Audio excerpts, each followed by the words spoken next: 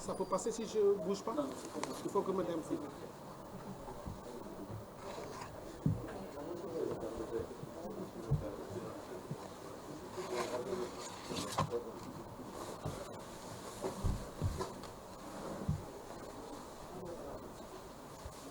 Merci beaucoup, mesdames et messieurs de la presse. Je vais vous présenter le petit document ou le mémorandum préparé par Yewwi Askan Wi en réponse à la sortie du gouvernement du Sénégal, sortie que vous avez sans doute suivie hier. Nous le faisons pour l'histoire et pour que nul n'en ignore. Nous le faisons à la mémoire des 46 jeunes Sénégalais tués entre mars 2021 et juin 2023. Nous le faisons aussi pour ceux qui sont blessés et pour qui nous prions pour qu'ils retrouvent la santé. Et nous le faisons pour les centaines d'innocents emprisonnés dans les geôles du président Macky Sall. Hier, jeudi 15 juin 2021, la bande des 4 était de sortie. La bande des 4, les Men in Black, comme je les appelle, vous les avez vus avec leur costume sombre pour la circonstance, qui étaient tirés à 4 épingles comme pour se donner du courage.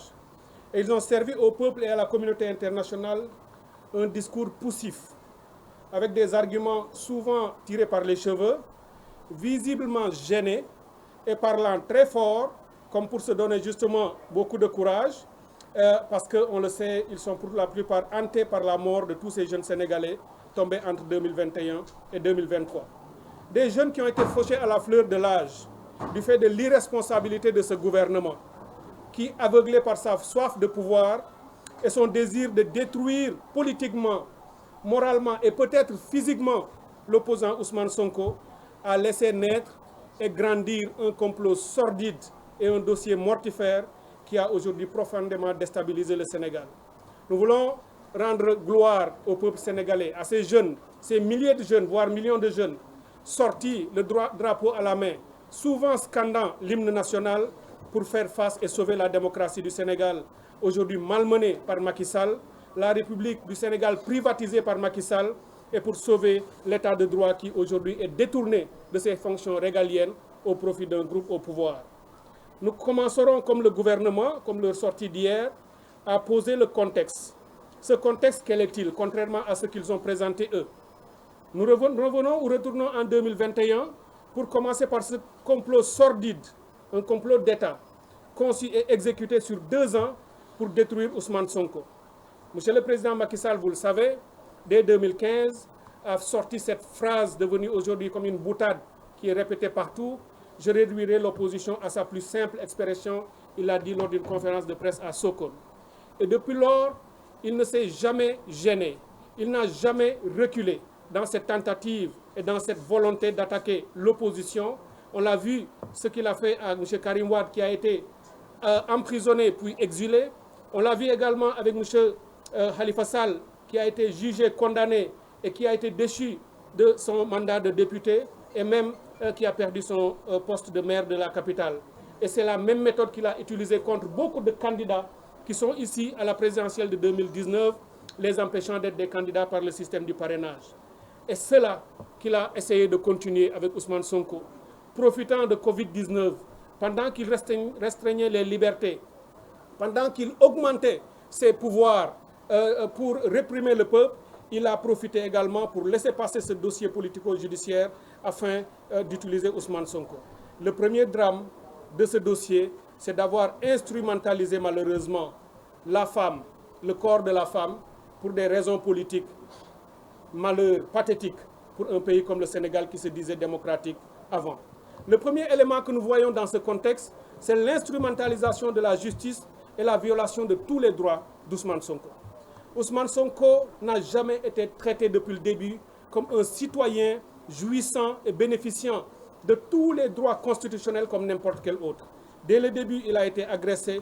On a ouvert une procédure judiciaire avec au début un contrôle judiciaire dont on connaît les tenants et les aboutissants, qui a débouché sur un renvoi à la chambre criminelle, également dans les conditions antidémocratiques et antidroits que l'on connaît, tout ça pour obtenir sa condamnation et l'empêcher d'être candidat en 2024. L'argument qui consistait à dire que Ousmane Sonko avait refusé de déférer aux convocations ne tient pas la route. Il le répète à satiété, disant qu'il y a eu de la violence. Au lieu d'aller répondre à la justice, il a préféré appeler à la résistance. Cela est absolument faux parce que les faits, bien au contraire, ne corroborent pas ou rejettent ces allégations. Ousmane Sonko n'a jamais refusé d'aller répondre au tribunal. La seule fois où il l'a fait sur le dossier de l'accusation pour diffamation, c'est parce qu'il était cloué dans un lit d'hôpital, sur un lit d'hôpital, parce qu'il a été agressé avant, il a été violenté et il risquait même sa vie du fait de ces entrefaites-là. Donc ce qui s'est passé par la suite, on le sait, lors de son procès du 2 juin, on a vu à la chambre criminelle, les faits qui se sont succédés avant ce procès ont également montré tout l'arbitraire qui a été à la base de tout ce dossier, tout le scandale, le droit qui a été foulé aux pieds et qui a été bafoué, tout juste parce que le pouvoir cherchait, vaille que vaille et coûte que coûte, à le condamner pour l'empêcher d'être candidat. Non seulement on a violé les procédures régulières, mais également, même le jour du procès, on a fini par le condamner par un tribunal ou dans un procès auquel il n'a pas été convoqué. Il a prouvé qu'il n'a pas reçu la convocation lorsqu'il était à Ziguinchor. Quand on parle de convocation, on parle des procédures régulières de convocation. Il a été condamné par un procès dans lequel ses avocats n'ont pas eu la possibilité de plaider. Il a été convoqué dans un procès dans lequel il n'a jamais été poursuivi pour les faits sur lesquels finalement il a été condamné de délit de quelqu'un, en l'occurrence Ngagne Demba reviendra là-dessus, sur le délit pour lequel il a été condamné et qui n'a jamais été à la base du renvoi de la chambre d'accusation. Donc, aujourd'hui, Ousmane Sonko est chez lui, à la cité Keur Gorgui, en résidence surveillée, sans mandat légal. C'est d'un arbitraire sans nom.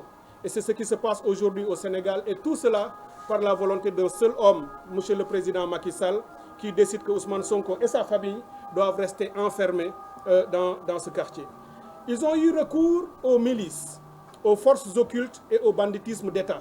Ce qui, bien entendu, a un nom, c'est la privatisation de la force publique. Qu'est-ce qu'on a vu? Après la condamnation illégale d'Ousmane Sonko, le peuple sénégalais, notamment les jeunes, se sont mobilisés, se sont levés pour le défendre.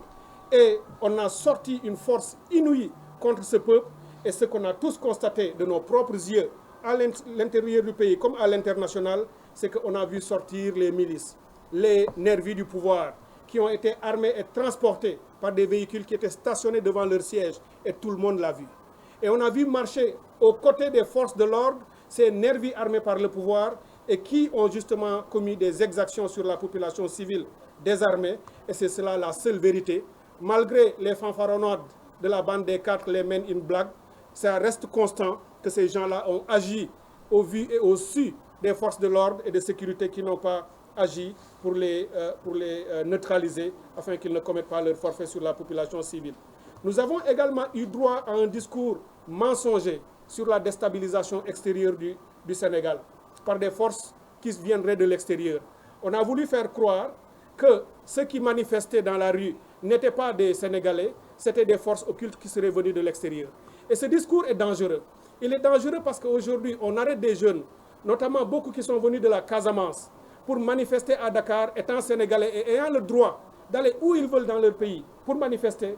Aujourd'hui, on considère que ceux qui seraient venus de Casamance pourraient être des rebelles qui seraient venus pour commettre des forfaits. Ce discours ne tient pas et il n'est pas bon pour la République et pour la stabilité de notre pays. Et ce type de discours, parce qu'eux-mêmes, ils auraient pu avoir instrumentalisé leur nervis, ils auraient pu avoir manipulé leur nervis, leur mettant peut-être des cagoules, certains même étaient visibles, pour commettre les forfaits, les casses et les destructions, afin de les mettre sur le dos de l'opposition et des jeunes Sénégalais qui manifestaient. Ça également, Yewwi Askan Wi le rejette fermement. Également, un autre problème de ce contexte, la violation du droit constitutionnel à l'information. C'est un droit consacré. Le gouvernement du Sénégal a coupé Internet. On ne voyait ou entendait ça que dans les pires dictatures, Birmanie, autres Corée du Sud. Mais aujourd'hui, qu'on nous dise qu'au Sénégal, on a fait des restrictions sur les réseaux sociaux ou coupé Internet, cela est une catastrophe pour le pays. Encore plus grave lorsqu'on coupe le signal d'une télé et une radio comme Walfadjri. Nous le dénonçons avec la dernière énergie et demandons rapidement que cela soit réglé. Les enquêtes impartiales qui ont toujours été annoncées, qui n'ont jamais été tenues. Le 7 dernier, ils ont fait une conférence de presse annonçant l'organisation d'enquêtes, qu'ils mèneront des enquêtes impartiales. 2021, ils avaient dit la même chose. Jusqu'au moment où nous nous parlons, il n'y a jamais eu d'enquête. Ceux qui sont morts avant et qui le sont aujourd'hui, toujours leur mémoire nous hante parce que nous ne sommes pas capables de montrer qui a commis les actions ayant conduit à leur mort. Concert enfin de réprobation, de condamnation internationale qui cloue le Sénégal au pilori. Aujourd'hui, du rapport du département d'État américain, au rapport de Human Rights Watch, au rapport d'Amnesty International, à l'article de New York Times, à l'article du journal Le Monde, et tout ce qui a été montré jusqu'en Australie, sans parler du rapport des droits de l'homme des Nations Unies, du commissariat et d'autres, a cloué le Sénégal au pilori, disant que le Sénégal a régressé démocratiquement du fait de la présidence et de la gouvernance de Macky Sall.